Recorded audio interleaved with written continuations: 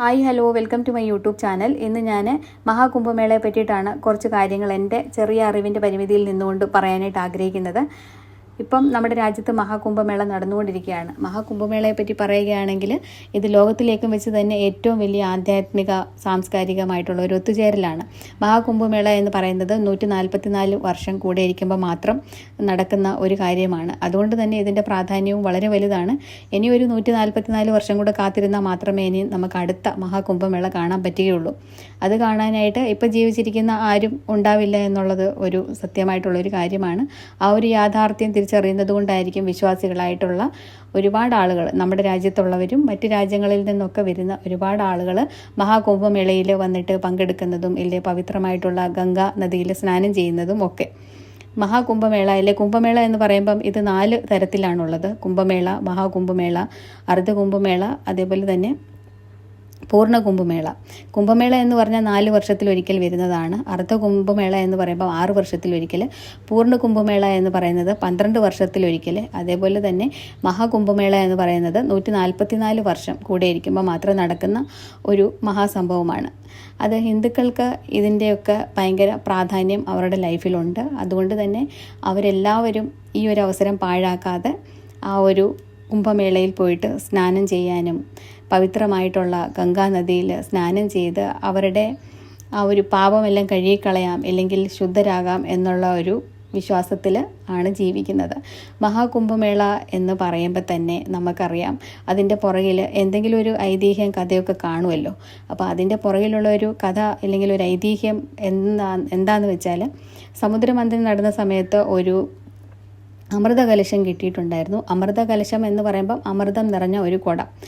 അതിനു വേണ്ടിയിട്ട് ദേവന്മാരും അസുരന്മാരും കൂടെ യുദ്ധം ചെയ്തു എന്നാണ് പറയപ്പെടുന്നത്.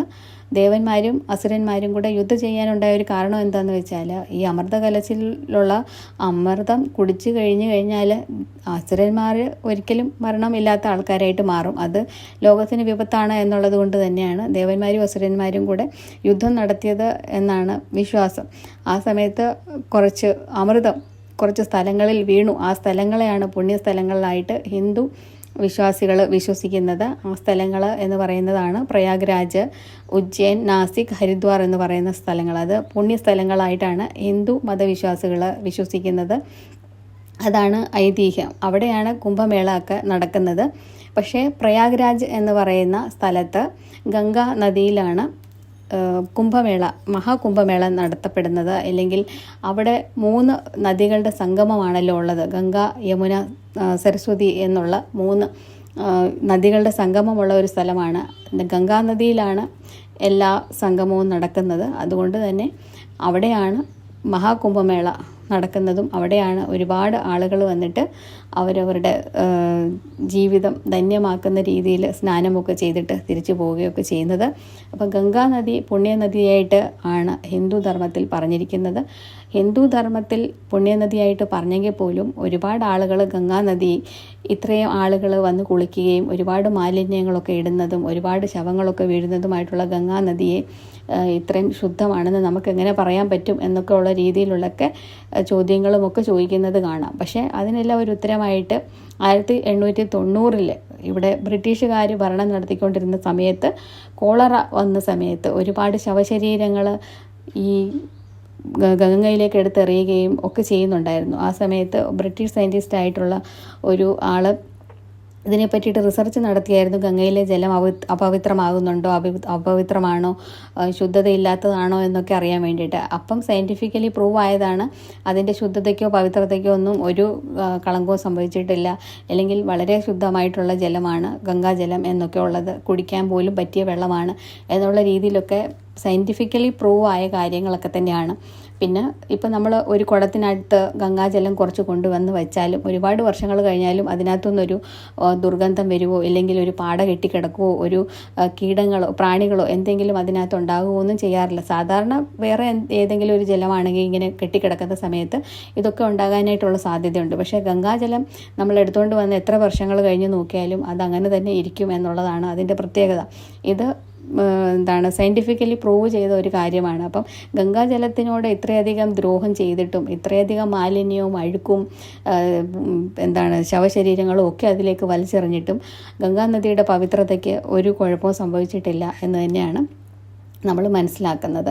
അതേപോലെ തന്നെ നമ്മുടെ തേർഡ് മുഗൾ കിങ് ആയിട്ടുണ്ടായിരുന്ന അക്ബർ ഈ ഒരു ഗംഗാജലമാണ് കുടിച്ചുകൊണ്ടിരുന്നത് എന്നുള്ളതും പറയപ്പെടുന്നുണ്ട്. അല്ലെങ്കിൽ അദ്ദേഹത്തിനെ പറ്റിയിട്ടുള്ള ആയിനെ അക്ബരി എന്ന് പറയുന്ന ഒരു പുസ്തകത്തിൽ 55-ാമത്തെ പേജിൽ ഈ ഒരു കാര്യത്തെ പറ്റിയിട്ട് പരാമർശിച്ചിട്ടുണ്ട്, എഴുതിയിട്ടുണ്ട് എന്നൊക്കെയും തെളിഞ്ഞ കാര്യങ്ങളാണ്. ഇല്ലെങ്കിൽ ഇതൊക്കെ സത്യസന്ധമായിട്ടുള്ള കാര്യങ്ങളാണ്. അപ്പം ഹിന്ദു മതത്തിൽ ഇങ്ങനെയുള്ള കാര്യങ്ങളൊക്കെ ഉണ്ട്. പക്ഷേ അതൊക്കെ അന്ധവിശ്വാസമാണ്, തെറ്റാണ് എന്ന് വിചാരിക്കുന്ന കുറേയധികം ആളുകളും ഉണ്ട്. പക്ഷേ ഓരോ മതത്തിനും അതിൻ്റേതായിട്ടുള്ള വിശ്വാസങ്ങളും ഐതിഹ്യങ്ങളും ഒക്കെ ഉണ്ട്. നമ്മുടെ ക്രിസ്ത്യൻ മതത്തിലാണെങ്കിലും ജോർദാനിലെ ഒരു നദിയിൽ പോയിട്ട് നമ്മുടെ യേശുക്രിസ്തു സ്നാനം ചെയ്തു. അദ്ദേഹം സ്നാനം ചെയ്തതുകൊണ്ട് തന്നെ ഒരുപാട് മറ്റുള്ള ആളുകൾ മതം മാറിയിട്ട് ക്രിസ്ത്യാനിറ്റി സ്വീകരിക്കാനായിട്ട് പോകുന്നവരും ഒക്കെ ആണെങ്കിലും ആ ഒരു ജോർദാനിലുള്ള ആ ഒരു നദിയിൽ പോയിട്ട് സ്നാനം ചെയ്യാറുണ്ട് എന്നൊക്കെ കേൾക്കുന്നുണ്ട്. അതൊക്കെ അവരുടെ വിശ്വാസങ്ങളാണ്. അതുപോലെ തന്നെ ഇസ്ലാമിലാണെങ്കിലും 3-4 നദിയെ പറ്റിയിട്ട് പറയുന്നുണ്ട്. അത് സ്വർഗത്തിൽ നിന്ന് നേരെ ഒഴുകി വരുന്ന നദികളാണെന്നുള്ള രീതിയിലുള്ള വിശ്വാസങ്ങൾ ഇസ്ലാം മതത്തിലും ഉണ്ട് എന്നാണ് പറയപ്പെടുന്നത്. അപ്പോൾ അതൊക്കെ ഓരോ മതത്തിൻ്റെയും ഒക്കെ വിശ്വാസങ്ങളാണ്, അവരുടെ ഐതിഹ്യങ്ങളാണ്. അതിനെ എല്ലാവരും റെസ്പെക്ട് ചെയ്യുന്നു, വിശ്വസിക്കുന്നു. അതുപോലെ തന്നെ എല്ലാ മതത്തിനെയും എല്ലാ മതത്തിലെ കാര്യങ്ങളെയും അങ്ങോട്ടും ഇങ്ങോട്ടും വിശ്വസിക്കുക, എല്ലാത്തിനെയും റെസ്പെക്റ്റ് ചെയ്യുക എന്നുള്ളതാണ് നമ്മളെല്ലാവരും ചെയ്യേണ്ടത്. നമ്മുടെ ഒരു രാജ്യത്തിൻ്റെ പ്രത്യേകത എന്ന് പറയുന്നത് തന്നെ അതൊക്കെ തന്നെയാണല്ലോ, മതസൗഹാർദ്ദം, അതുപോലെ തന്നെ അനേക്താമേ ഏക്ത അല്ലെങ്കിൽ യൂണിറ്റി ഇൻ ഡൈവേഴ്സിറ്റി. ഇതൊക്കെയാണ് നമ്മൾ എല്ലാവരും ഫോളോ ചെയ്യുന്ന കാര്യങ്ങൾ. അല്ലെങ്കിൽ നമ്മുടെ രാജ്യത്തിൻ്റെ തന്നെ പ്രത്യേകത അത് തന്നെയാണ്. അപ്പം ഇതൊക്കെയാണ് ഈ ഒരു കാര്യത്തിൽ നമുക്ക് പറയാനായിട്ടുള്ളത്.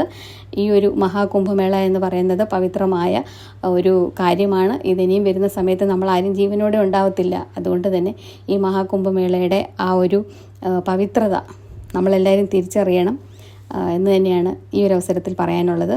എല്ലാ മതത്തെയും എല്ലാവരുടെയും വിശ്വാസങ്ങളെയും റെസ്പെക്റ്റ് ചെയ്യാനും നമ്മളെല്ലാവരും അന്യോന്യം പഠിക്കണം. അതുതന്നെയാണ് നമ്മളെ എല്ലാ മതഗ്രന്ഥങ്ങളും പഠിപ്പിക്കുന്നതും. അതുതന്നെയാണ് നമ്മുടെ രാജ്യത്തിൻ്റെ പ്രത്യേകതയും.